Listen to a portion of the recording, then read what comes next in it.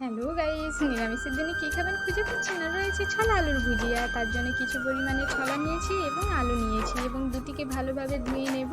ধোয়া হয়ে গেলে একটি ওভেনে আমরা ছোট্ট কড়া বসিয়ে নিচ্ছি, তাতে কিছু পরিমাণে জল দিয়ে দেব এবং তারপর ওই ছোলা আর আলুগুলোকে সিদ্ধ করতে দিয়ে দেবো।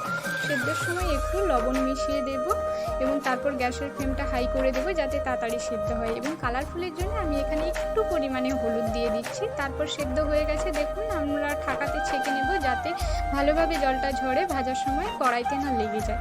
এরপর আমরা একটি কড়াই নিয়ে নেব, তাতে আমরা তেল দিয়ে দেব। তেলটা গরম হলেই আমরা জিরা এবং লঙ্কা ফোড়ন দেব। যেহেতু এটা নিরামিষই তাই আমরা এখানে এইটাই অ্যাড করছি, বেশি কিছু অ্যাড করছি না। তারপর আমরা দিয়ে দেব ওই ছোলা আর আলু, দিয়ে ভালোভাবে নাড়তে থাকবো। নাড়লেই আমাদের রেডি আজকে ছোলা আলুর ভুজিয়া। এটা কিন্তু আমরা বয়স্ক এবং বাচ্চাদের দুজনকেই দিতে পারি, কারণ যেহেতু বেশি মশলা নেই। তারপর একটি পাত্রে মুড়ি বেড়ে নিচ্ছি, তার থেকে আমরা ওই ছোলা আলুর ভুজিয়াটা দিয়ে দিচ্ছি, তারপর মাখাতে থাকবো। আমাদের রেডি, টানটানে।